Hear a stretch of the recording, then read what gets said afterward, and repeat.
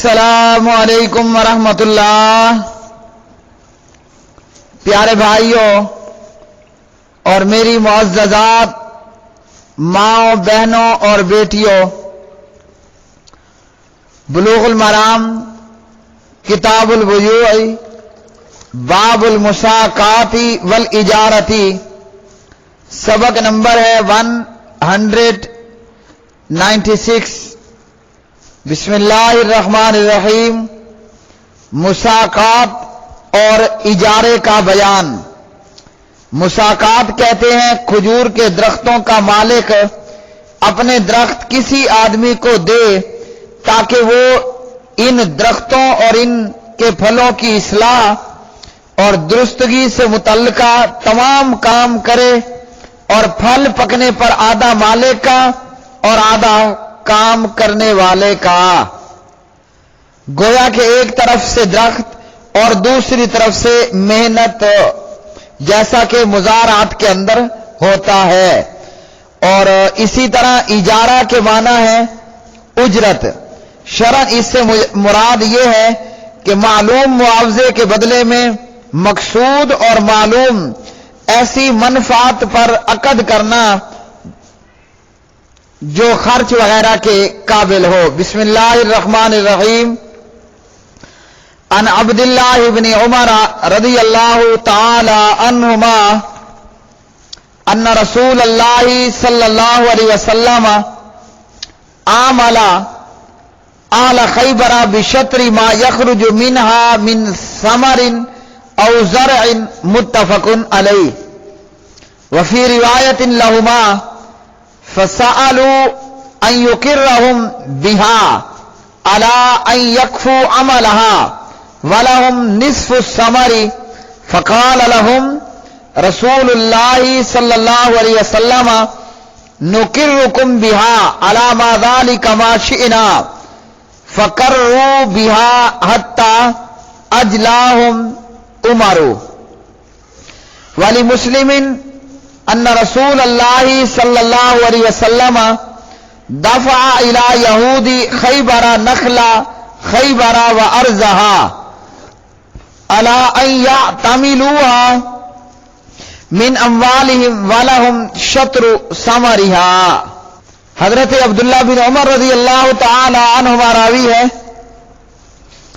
رسول اللہ صلی اللہ علیہ وسلم نے اہل خیبر سے، یعنی خیبر کے یہودیوں سے، اہل خیبر سے اس طرح معاملہ طے کیا کہ پھل اور کھیتی باڑی میں سے جو کچھ حاصل ہو اس میں سے آدھا ان کا۔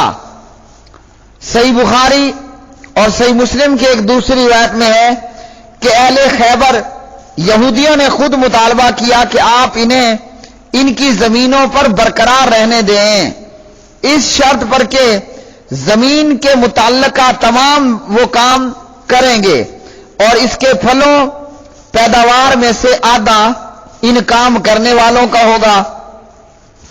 نبی علیہ الصلوۃ والسلام نے فرمایا، ہم تمہیں اس شرط پر ان زمینوں پر برقرار رکھتے ہیں، لیکن جب تک ہم چاہیں گے رہنے دیں گے، پھر یہ زمینوں پر برقرار رہے، حتیٰ کہ یہاں تک کہ عمر ابن خطاب رضی اللہ تعالی عنہ نے انہیں نکال بار کیا، یعنی یہود کو خیبر سے نکل جانے کا کہا۔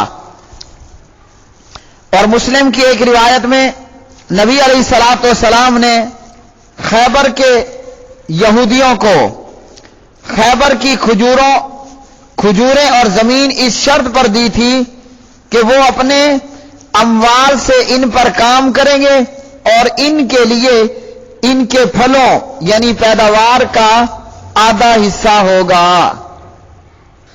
تو پیارے بھائیوں، اس حدیث سے نصف کی بٹائی پر زمین دینا ثابت ہوا۔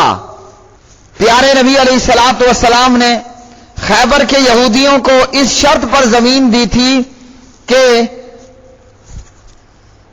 زمین کے متعلقہ تمام کام ان کے ذمے ہوں گے، زمین کو سیراب کرنا، نہروں کی صفائی کھدائی کرنا، گھاس پھوس وغیرہ سے، جڑی بوٹیوں سے فصل کو محفوظ رکھنا۔ اور اسی طرح امام ابو حنیفہ رحمہ اللہ کے سوا باقی تمام علماء سلف و خلف اس کے قائل ہیں۔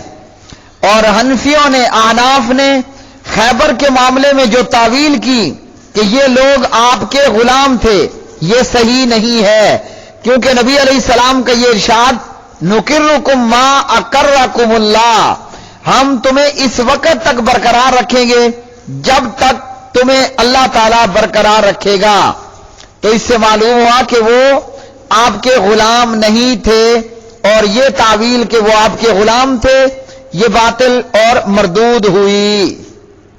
اگلی حدیث، ان حنزلہ تبنی قیس قال سألت رافی ابن خدیج رضی اللہ تعالی عنہ ان کراء الارض بالذهب والفضة فقال لا بأس به انما كان الناس يؤاجرون على عهد رسول الله صلی اللہ علیہ وسلم علی المازیانات واقبال الجداول واشیاء من الزرع فیہلک هذا ویسلم هذا ویسلم هذا ویہلک هذا ولم یکن للناس کراء الا هذا فذلك زجر عنه فَأَمَّا شَيْءٌ مَعْلُومٌ مَّضْمُونٌ فَلَا بَأْسَ بِهِ رواہ مسلم۔ وفیہ بیان لما اجمل فی المتفق علیہ من اطلاق النہی عن کراء الارض۔ حضرت حنزلہ بن قیس رحمہ اللہ سے روایت ہے کہ میں نے رافع بن خدیج رضی اللہ تعالیٰ عنہ سے پوچھا کہ سونے اور چاندی کے عوض زمین ٹھیکے پر دینا کیسا ہے؟ تو جناب رافع بن خدیج نے کہا اس میں کوئی مذائقہ نہیں، یعنی درست ہے۔ نبی علیہ الصلوۃ والسلام کے زمانے میں لوگ، پیارے نبی صلی اللہ علیہ وسلم کے زمانے میں تو لوگ صرف پانی کے بہاؤ والی جگہوں، نالوں کے شروع والی زمین، یعنی جہاں پانی خوب لگتا ہے، اور کھیتی کے کچھ حصے کے عوض زمین اجرت پر دیتے تھے۔ تو کبھی مالک کا حصہ تباہ برباد ہو جاتا اور مزارع کا حصہ بچ جاتا، اور کبھی یہ بچ جاتا اور وہ تباہ ہو جاتا، اور لوگوں میں ٹھیکے کی اس کے سوا اور شکل نہیں تھی۔ اس لیے نبی علیہ الصلوۃ والسلام نے اس سے منع فرمایا، یعنی ٹھیکے پر دینے سے منع فرما دیا۔ اور اگر کوئی معین چیز ہو جس کے تلف نہ ہونے کی ضمانت ہو تو پھر اس میں کوئی حرج نہیں ہے۔ اسے مسلم نے روایت کیا ہے، اور اس حدیث میں بخاری اور مسلم کی ان مجمل روایات کی وضاحت کی جن میں مطلقاً زمین ٹھیکے پر دینے کی ممانعت آئی ہے۔ تو پیارے بھائیو، اس حدیث سے یہ معلوم ہوا کہ زمین کا ٹھیکے پر دینا درست ہے۔ ڈانٹا کس چیز پر گیا، زجر کس چیز پر ہوا؟ وہ اس چیز پر ہوا کہ لوگ پانی کے بہاؤ والی جگہوں، نالوں کی شروع والی زمین جہاں پانی خوب لگتا ہے، اور کھیتی کے کچھ حصے کے عوض زمین اجرت پر دیتے تھے۔ تو کبھی مالک کو نقصان ہوتا، کبھی مزارع کا بیڑا غرق ہو جاتا، تو اس چیز سے منع کیا گیا ہے، وگرنہ مطلقاً زمین ٹھیکے پر دینے کی ممانعت نہیں ہے۔ اور جہاں کہیں ایسا معاملہ ہو کہ مزارع کو بھی نقصان ہو سکتا ہے یا مالک کو نقصان ہو سکتا ہے، تو یہ صورتحال منع کی گئی ہے۔ اور اس میں بھی اگر کوئی معین چیز ہو جس کے تلف تباہ ہو جانے کی ضمانت ہو تو پھر بھی کوئی حرج نہیں ہے۔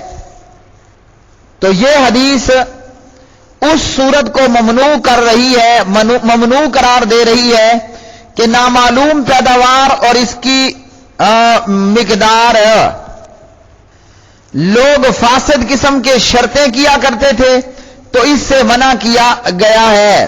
بسا اوقات नदियों नालों पगडंडियों के गिर्द होने वाली पैदावार सालम रह जाती, बच जाती, बाकी फसल तबाह हो जाती और मुजारे को कुछ भी हासिल न होता था। अगली हदीस अन साबित इब्न ज़हाकी रज़ियल्लाहु तआला अन्हु अन्न रसूलल्लाह सल्लल्लाहु अलैहि वसल्लम नहा अनिल मुज़ारअती व अमरा बिल मुआजरती रवाहु मुस्लिमुन अयदन। साबित बिन ज़हाक रज़ियल्लाहु तआला अन्हु रावी, नबी अलैहिस्सलातु वस्सलाम ने मुज़ारअत से मना फरमाया और ठेके पर देने की इजाजत फरमाई। तो इस हदीस के अंदर मुज़ारअत की ममानियत और इसी तरह जो है वो ठेके पर देना साबित हुआ। मुआजरा सोने या चांदी के इवज जमीन ठेके पर देना। इससे मुराद यह है कि कोई शख्स किसी की जमीन में खेती बाड़ी करे, फसल की मुकम्मल देखभाल करे और इसके इवज इस खेती की पैदावार में से कुछ वसूल करने की बजाय नकदी की सूरत में उजरत ले ले। तो यह हदीस मुज़ारअत की ममानियत पर दलालत करती है और बज़ाहिरन यह हदीस मुआरिज़ और मुखालिफ है उन अहदीस की जिनमें इजाजत दी गई है। मगर इसका हल यह है कि अबू दाऊद में उर्वा बिन ज़ुबैर रज़ियल्लाहु तआला अन्हु की रिवायत है। वो फरमाते हैं कि ज़ैद बिन साबित ने फरमाया कि अल्लाह रब्बुल आलमीन राफे बिन खदीज को माफ फरमाए, मैं अल्लाह की कसम खाकर कहता हूं इस हदीस का मुझे इनसे ज्यादा इल्म है। हकीकत यह है कि नबी अलैहिस्सलातु वस्सलाम की खिदमत में दो अंसारी आदमी आए और दोनों जगड़ रहे थे। नबी अलैहिस्सलातु वस्सलाम ने यह सूरत हाल देख कर फरमाया, अगर तुम्हारी ये हालत है तो फिर खेतियां ठेके पर न दिया करो। तो इब्तदा के अंदर मुज़ारअत से मना फरमाया मगर बाद में ये पाबंदी खत्म कर दी।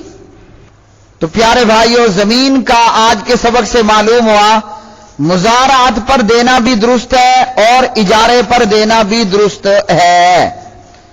और मुज़ारअत की वो सूरत ममनू थी कि जिसके अंदर जैसा कि हदीस के अंदर आया कि मखसूस पानी के बहाव वाली जगह और पगडंडियां और खेती के कुछ हिस्से, तो जिससे जो है वो दो फरीकों में से किसी एक को नुकसान होने और किसी दूसरे को फायदा होता, इस सूरत से मना किया गया। वगरना मुतलकन जमीन ठेके पर देना दुरुस्त है, कोई फासिद शर्त या खराबी उसके अंदर मौजूद न हो। और इसी तरह इजारे पर देना भी जो है वो जमीन को दुरुस्त है। सोने या चांदी के इवज जमीन ठेके पर देना कि खेती की पैदावार में से कुछ वसूल करने की बजाय वो नकदी की सूरत में उजरत ले ले। यह आज का सबक नंबर 196 था। व आखिर दावाना अनिल हम्दुलिल्लाहि रब्बिल आलमीन।